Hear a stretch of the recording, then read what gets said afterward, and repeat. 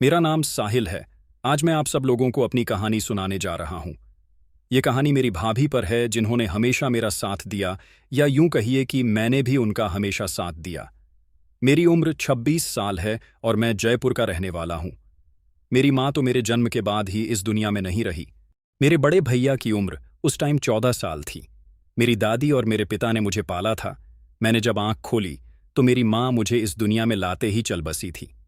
अब मेरे लिए मेरे पिता, मेरी दादी और मेरे बड़े भैया ही बचे थे। वीडियो में आगे बढ़ने से पहले अंशिका की कहानी को सब्सक्राइब जरूर करें। दादी ने मेरी माँ की मौत के बाद मेरे पिताजी से दूसरी शादी पर काफी जोर दिया था, लेकिन मेरे पिताजी दूसरी शादी पर राजी नहीं हुए। वो मुझे किसी दूसरी औरत की गोद में नहीं डालना चाहते थे। दादी ने पिताजी को बहुत समझाना चाहा, लेकिन पिताजी ने साफ इनकार कर दिया। फिर मजबूरन दादी ने ही मेरी परवरिश की, लेकिन दादी भी बस 9 साल तक ही हमारा साथ दे पाई थी। एक दिन वह भी हम तीनों को अकेला छोड़कर चली गई थी। पिताजी दादी की मौत के बाद टूट कर रह गए थे। मुझे संभालना उन दोनों के लिए बहुत मुश्किल हो रहा था। मैं उसे वक्त 9 साल का था। भैया भी कॉलेज पढ़ने के लिए जाते थे और पिताजी भी नौकरी पर जाते थे। मेरे पिताजी की बहुत अच्छी सरकारी नौकरी थी। ऐसे में उन दोनों में से एक भी मेरी ड्यूटी करने के काबिल नहीं था। पिताजी अगर काम छोड़कर बैठे तो घर का खर्च कैसे पूरा होता, और फिर भैया की पढ़ाई पर भी असर पड़ता। आखिरकार भैया ने ही अपनी पढ़ाई की कुर्बानी दी और उन्होंने घर बैठकर प्राइवेट पढ़ाई करना शुरू कर दिया था। मैं भी उस वक्त तीसरी क्लास में था। सुबह सवेरे उठता और तैयार होकर स्कूल जाता था। भैया हम तीनों के लिए नाश्ता बनाते थे। नाश्ते के बाद फिर मुझे तैयार करके स्कूल छोड़कर आते और घर आकर घर के सारे कामकाज करते थे। भैया मेरे आने तक दोपहर का खाना भी तैयार कर दिया करते थे और मुझे फिर स्कूल से वापस लेकर आते थे। मेरे भैया मेरी हर छोटी बड़ी ख्वाहिश का ख्याल रखते थे, मगर जिस घर में औरत ना हो उस घर का कोई हल नहीं होता। यही हाल हमारे घर का भी था। पिताजी भैया से शादी के लिए कहा करते थे, लेकिन भैया यह बात कहकर टाल देते थे कि मैं अभी पढ़ाई करना चाहता हूं और जब तक मैं किसी काबिल नहीं बन जाता तब तक मैं शादी नहीं करूंगा। एक दिन मैं स्कूल से आकर सो गया। जब सोकर उठा तो दोहता बज रहे थे। मेरी नज़र जैसे ही भैया पर पड़ी, जो आईने के सामने खड़े होकर खुद को देख रहे थे। मैं भी बीजी था। मैं उठकर भैया के पीछे जाकर खड़ा हो गया। मुझे अपने पीछे खड़ा पाकर भैया, जो अपने बालों में हाथ फेर रहे थे, उन्होंने अपने हाथों को रोक दिया। फिर मुझे देखकर उन्होंने कहा, दोस्तों, इस तरह की वीडियो के लिए चैनल को सब्सक्राइब जरूर करें कि मैं कहीं बाहर जा रहा हूं। अच्छा हुआ तुम जाग रहे हो और मैं 1 घंटे में वापस आ जाऊंगा। तब तुम अंदर से दरवाजे को अच्छी तरह से बंद कर लो और कोई भी शरारत मत करना।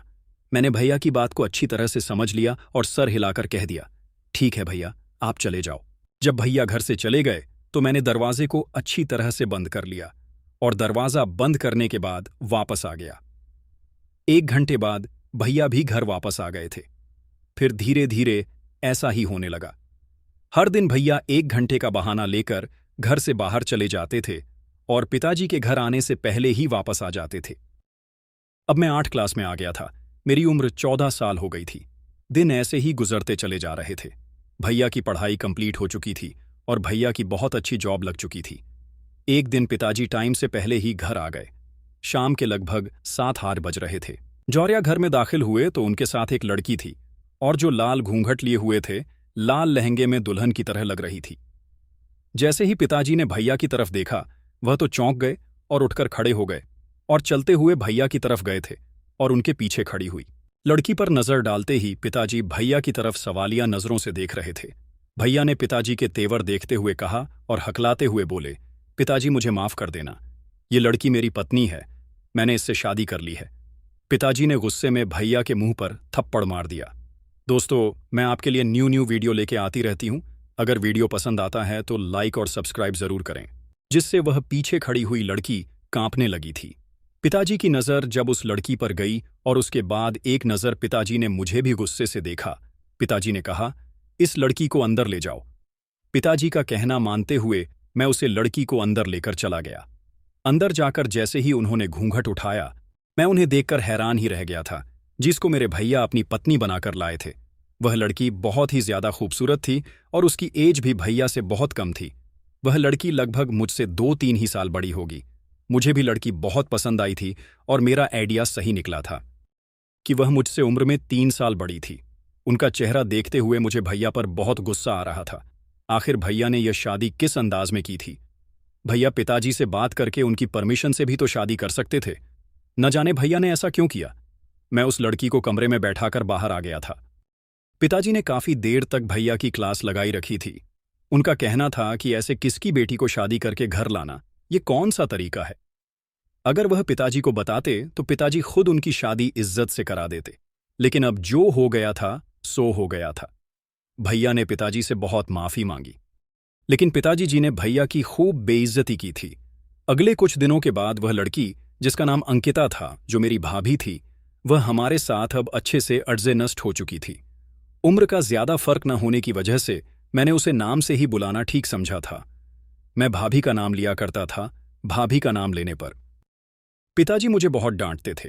उसके बाद मैंने मजबूरन ही अंकिता को भाभी कहना शुरू कर दिया था। वक्त गुजरता ही चला जा रहा था। भाभी ने पूरे घर को अच्छे से संभाल लिया था और अब हमारा घर घर लग रहा था। इस घर में औरत की कमी थी जो अब भाभी ने आकर पूरी कर दी थी। हमारे दिन बहुत अच्छे गुजरने लगे थे। अब भैया को भी घर में खाना बनाना नहीं पड़ता था। मुश्किल से खुशियों ने हमारे घर का रास्ता देख लिया था। लेकिन एक दिन पिताजी भी हमें इस दुनिया में अकेला छोड़कर चले गए। खैर, जिंदगी की गाड़ी कब किसी के जाने से रुकी थी, जो अब रुकती। हमें भी आखिरकार पिताजी की मौत पर सब्र आ गया था। जिंदगी आगे बढ़ने लगी। मेरी भाभी के साथ अच्छी बॉन्डिंग हो गई थी। भैया सारा सारा दिन कम पर होते थे, उनके पीछे घर में, और भाभी पूरा दिन घर में मजे करते थे। हम दोनों की आपस में दोस्ती देखकर भैया हमेशा हमें साथ देखकर जल भुन जाते थे। भाभी और मैं भैया की इस हालत पर खूब मजाक उड़ाते रहते थे। एक दिन हम सब ने बाहर घूमने का प्लान बनाया। उस दिन भैया की छुट्टी थी। उस दिन अचानक मेरी तबीयत खराब हो गई थी, जिसकी वजह से भाभी ने भी जाने से मना कर दिया था। लेकिन फिर मैंने भाभी को जाने के लिए जबरदस्ती मना लिया। उनके जाने के बाद मैं वहीं हाल में सोफे पर लेट गया था। अभी उन दोनों को गए हुए कुछ ही देर गुजरी थी कि अचानक दरवाजे पर शोर हुई। मैं सोफे से उठने ही वाला था कि इतनी ही देर में भाभी मेरे पैरों में आकर गिर पड़ी। मैं हैरान होकर खड़ा हुआ था और सिचुएशन समझने की कोशिश कर रहा था। भैया ने ही भाभी को घसीटते हुए हाल में लाकर फेंक दिया था और वह काफी देर तक भाभी पर गुस्सा करते रहे, जबकि मैं चुपचाप खड़ा हुआ सारा तमाशा देख रहा था। भैया भाभी की किसी सच्चाई के बारे में बात कर रहे थे। इसके बारे में आज तक मुझे उन्होंने नहीं बताया था। मैं अपने दिमाग में न जाने क्या क्या सोच रहा था। कुछ देर बाद भैया अपने कमरे में चले गए और थोड़ी देर के बाद जब अपने कमरे से बाहर आए तो मैंने देखा कि उनके हाथ में एक बड़ा सा बैग था। उस बैग में उन्होंने अपना सामान रखा हुआ था। उन्होंने भाभी की तरफ गुस्से की नजर से देखा और घर के बाहर निकलकर चले गए थे। भैया ने मेरी तरफ देखना तक गवारा नहीं समझा। इस बात का मुझे बहुत दुख हुआ था। वह तो चले गए थे, लेकिन उस वक्त भाभी की हालत बेहद खराब हो रही थी। मैंने फौरन से भाभी को उठाया और कमरे में लेकर चला गया। वह उस वक्त अपने होश हवास में नहीं थी। भाभी की आंखों से लगातार आंसू निकल रहे थे। वह बार बार भैया को पुकार रही थी। उनको संभालना बेहद मुश्किल हो रहा था। वह पूरी रात मैंने भाभी के साथ ही गुजारी थी। अगली सुबह जब मैं भैया के कमरे में गया तो मैंने देखा कि भैया के कमरे में टेबल पर एक लेटर रखा हुआ था। वह लेटर उनका जॉब पोस्टिंग लेटर था। इसका मतलब भैया की दूसरे शहर में पोस्टिंग हो गई थी। मैंने सोचा चलो अच्छा हुआ भैया का ट्रांसफर हुआ है, वरना मुझे तो लगा था भैया कहीं गुस्से में घर तो छोड़कर नहीं चले गए। ये तो अच्छा हुआ, पता चल गया कि भैया कहाँ गए थे, वरना ना जाने भाभी का रो रो क्या हाल होता। भैया ने भाभी की ऐसी हालत कर दी थी कि मुझे भैया पर बहुत ज्यादा गुस्सा आ रहा था। अब घर में मैं और भाभी ही बचे थे। हम दोनों एक दूसरे का सहारा थे। भाभी भैया को बहुत याद करती थीं, लेकिन मुझे कभी भी भैया की याद नहीं आती थी। मैं तो उनके घर से बाहर होने पर बहुत ज्यादा खुश था, जैसा सलूक भैया ने भाभी के साथ किया था। उस हिसाब से मुझे भैया पर बहुत ज्यादा गुस्सा आ रहा था। खैर, दिन गुजरते चले गए और मेरा MBBS भी हो गया था। मैं डॉक्टर बनना चाहता था और मुझे MBBS की डिग्री मिल गई। मैं डिग्री लेकर जब घर आया तो खुशी के मारे झूम उठा और मैंने भाभी को खुशी से अपनी डिग्री दिखाई और कहा, देखो भाभी, मैं डॉक्टर बन गया, आज बहुत खुशी का दिन है। तभी भाभी को मैंने खुशी की वजह से गले लगा लिया और भाभी ने मेरे माथे को चूमते हुए कहा, देखा, मैंने कहा था ना, एक दिन तुम्हारा सपना पूरा हो जाएगा और तुम डॉक्टर बन जाओगे। वह दिन मेरे लिए सबसे बड़ी खुशी का दिन था। मेरी इस खुशी पर मेरी भाभी भी बहुत ज्यादा खुश थी। उन्होंने मुझसे कहा, अब तुम डॉक्टर बन गए हो, तुम्हारे हाथ में डॉक्टर की डिग्री भी आ गई है।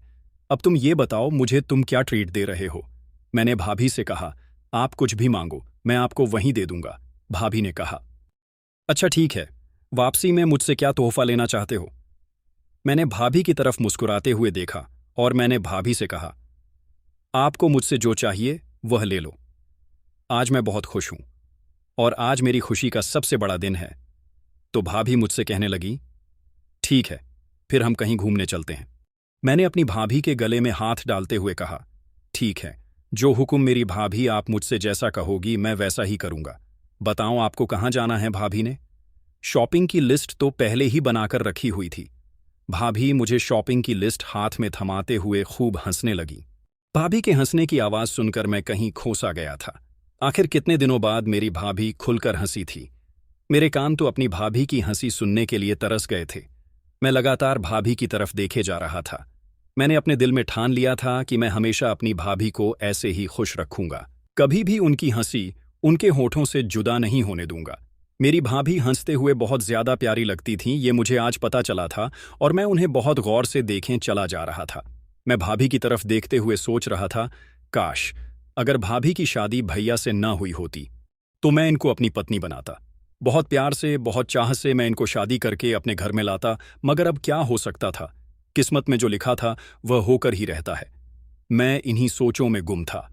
तभी अचानक भाभी ने मेरा हाथ पकड़कर मुझे हिलाया। तब मैं अचानक होश में आ गया और घबरा गया। ऐसे घबरा गया था जैसे मेरी कोई चोरी पकड़ी गई थी। मैं एकदम से भाभी से नजरें चुराने लगा और इधर उधर देखने लगा। भाभी ने मुझसे पूछा, किसके ख्यालों में खोए हुए हो। भाभी का सवाल सुनकर मैंने फिर से भाभी की तरफ ध्यान दिया। मेरा दिल कह रहा था कि उनको सब कुछ बता दूं कि मैं आखिर किसके बारे में सोच रहा हूं, मगर फिर मैंने अजीब सा रिएक्शन बनाकर बात को टाल दिया। फिर मैंने भाभी से कहा, आप जल्दी से तैयार हो जाओ, फिर हम बाहर चलते हैं।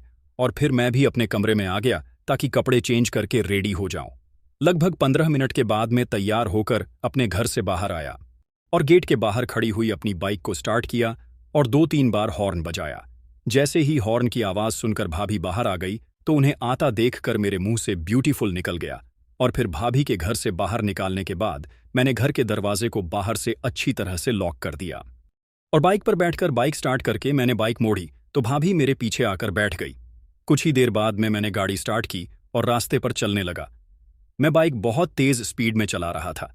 स्पीड तेज होने की वजह से भाभी बहुत डर रही थी, जिससे भाभी ने मुझसे कहा कि स्पीड कम करो, और मैं उनके साथ और भी ज्यादा शरारत करने लगा था। बार बार स्पीड को बढ़ा रहा था और उनसे खूब मजाक कर रहा था। कुछ देर के बाद मैंने गाड़ी एक शॉपिंग मॉल के आगे रोक दी। मैं भाभी का हाथ पकड़कर अपने साथ अंदर ले गया। वो पहले भी कई बार यहां पर आ चुकी थी। वह घर में जीतने कॉन्फिडेंस के साथ रहती थी। घर से बाहर निकलकर उनकी सारी हिम्मत खत्म हो जाती थी, लेकिन फिर मेरा साथ भाभी को हमेशा हौसला देता था। मेरे साथ होते हुए वह हर चीज भुला देती थी। अभी भी यही हुआ था। जैसे ही मैंने उनका हाथ पकड़ा तो उन्होंने मेरे हाथ को भरोसे के साथ कस के पकड़ लिया। मैं उनका हाथ पकड़कर उनको बहुत ज्यादा शॉपिंग करने में बिजी हो गया था। वहां से हम दोनों यूटिलिटी स्टोर में गए और वहां से हमने पानी पीने की कुछ चीज ली और उसके बाद हमने मूवी देखी और रात का डिनर हम दोनों ने एक साथ किया। शॉपिंग पूरी हो गई थी। फिर हम बाइक पर बैठकर अपने घर के लिए रवाना हो गए थे। उसके बाद मैं भाभी को एक पार्क में भी ले गया था। वहां पर बहुत अच्छी हवा चल रही थी और बहुत ज्यादा सुकून था और हम दोनों रात के टाइम ठंडी ठंडी के घासों पर बैठ गए थे। उसके बाद मैं उनको अपने साथ लेकर घर पर आ गया था। सर्दियों का मौसम था और ठंड ज्यादा बढ़ गई थी। रात के टाइम बहुत ठंड महसूस हो रही थी।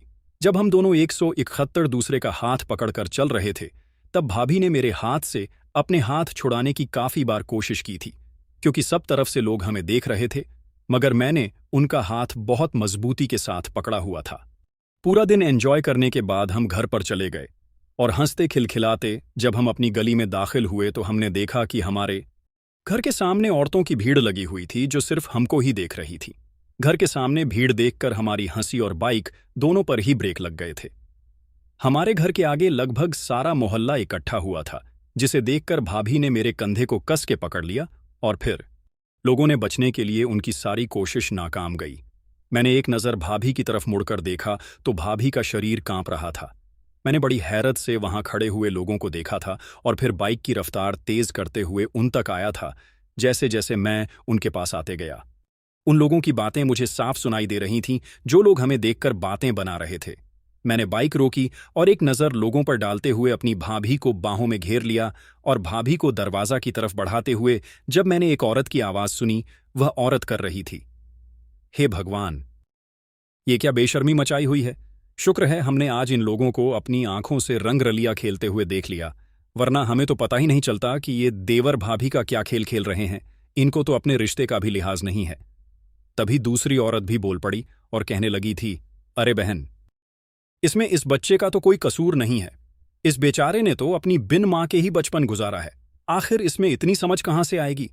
अरे यह तो इस घटिया औरत को सोचना चाहिए था ना, जिसने पहले इसके भोले भाले भाई को फंसाकर इस घर में दाखिल हो गई और अब देवर पर भी डोरे डाल रही है। अरे इसके तो लक्षण ही ठीक नहीं है, तभी तो इसका पति कितने सालों से इसे छोड़कर चला गया है। इसके इरादे सही नहीं है और दोनों भाइयों को अपने काबू में करना चाहती है। इसका तो काम ही यही है। इसके बाद ये कोई और मर्द ढूंढ लेगी और इसके जैसी औरतों का एक मर्द से गुजारा नहीं होता। इनकी तो आदत ही होती है।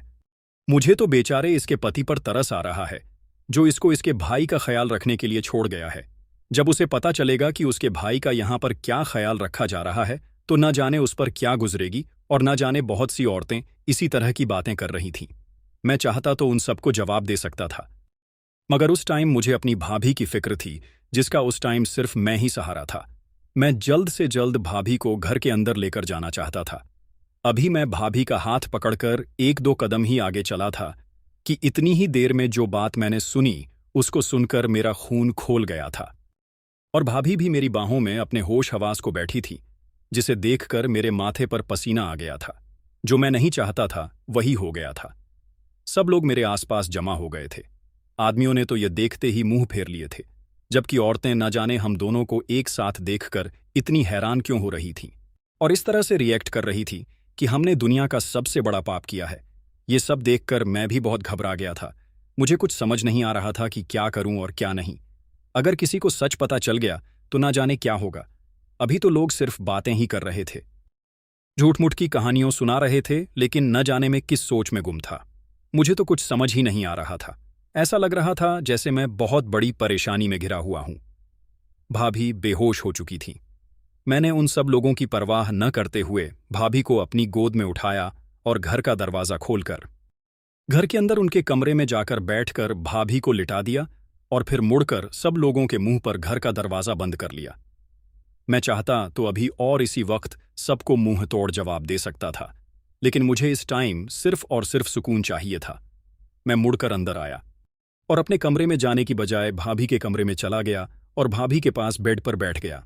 अब मैं यह सोच रहा था कि न जाने कल का सूरज मेरे लिए क्या तूफान लाने वाला है। मैं अपने दिमाग में न जाने कैसी कैसी बातें सोच रहा था। मैं सोच रहा था कि मैंने भाभी को अपनी तरफ से खुश करने की हर तरह से कोशिश की थी, लेकिन आखिर में मोहल्ले वालों ने हमारी खुशियों को नजर लगा दी। मैंने देखा कि भाभी होश में आ रही थी। सोचते ही सोचते मेरा शरीर अकड़ गया था। भाभी पानी मांग रही थी। मैं फौरन ही उनके करीब गया और उनको सहारा देकर बैठाने लगा और जग से पानी निकालकर गिलास में किया और भाभी को पानी पिलाया। भाभी को तसल्ली देने के बाद मैं किचन में गया और किचन में जाकर खाना गर्म करने लगा। ये सब मेरी ही वजह से हुआ था, जो भाभी बेहोश हो रही थी। मैंने भाभी की कोल्ड ड्रिंक में नींद की दवाइयां मिला दी थी। किचन में जाकर मैंने नींद की दवाइयों का डब्बा निकाला और जिनको मैंने खाने में मिला दिया। खाना खाने के बाद भाभी को बहुत सुकून मिल गया था। मैंने गौर से भाभी की तरफ देखा और उठकर बाहर आ गया था और अपने कमरे में जाकर सो गया। अगली सुबह जब मैं उठा तो मैंने देखा कि भाभी किचन में काम कर रही थी और वह बिल्कुल सुकून के साथ किचन में नाश्ता बना रही थी। मैं भाभी के पास गया और उनको गुड मॉर्निंग विश करने लगा और साथ ही साथ उनकी तबीयत के बारे में भी पूछा और कुछ देर बाद में डाइनिंग टेबल पर जाकर बैठ गया। मैंने सोचा कि चलो अच्छा हुआ कि कल मैंने भाभी के ड्रिंक में नशे की दवाइयां मिला दी थीं, वरना अभी तक न जाने क्या हो गया होता और भाभी और रो रो कर अपना बुरा हाल कर लेती। मैंने टीवी ऑन किया और न्यूज़ देखने लगा। तभी अचानक दरवाजे की बेल बजने लगी, जिसे सुनकर अचानक मैंने अपने कान खड़े किए। मुझे पता था मोहल्ले वाले ऐसे चुप नहीं बैठेंगे, मगर यह लोग इतनी सुबह सुबह तमाशा लगाने आ जाएंगे। मैंने सोचा कि मैं उन लोगों से आज क्लियर बात कर ही लेता हूं। इससे पहले कि मैं जाकर दरवाजा खोलता, मेरे जाने से पहले ही भाभी ने दरवाजा खोल दिया और आस पड़ोस की औरतें घर के अंदर आ गई थी। और उन औरतों ने घर में घुसते ही कल वाला तमाशा फिर से शुरू कर दिया था। भाभी खुद पर लगे इल्जाम तो चुपचाप सह रही थी, लेकिन जैसे ही उन लोगों ने मेरा नाम लिया, भाभी उन लोगों पर टूट पड़ी। मैं हैरत से भाभी के चेहरे की तरफ देख रहा था कि वह कितनी तेजी के साथ लोगों को जवाब दे रही थी। भाभी ने अपने शब्दों से सबकी बोलती बंद करवा दी थी और वह सब के सब कुछ ही देर बाद अपना मुंह लटकाकर वापस चले गए। भाभी दरवाजा बंद करके अंदर आई और खुद को तसल्ली देने लगी। बैठकर उन्होंने पहले पानी पिया और मुझे नाश्ता सर्वे किया। नाश्ता करने के बाद मैं अपने कमरे में चला गया। थोड़ी देर बाद जब मैं वापस आया तो मैंने देखा कि भाभी के हाथ में मेरा मोबाइल था। ना जाने वह मेरे मोबाइल से किससे बात कर रही थी। तभी मुझे अचानक याद आया कि मैं इतनी बड़ी लापरवाही कैसे कर सकता हूं।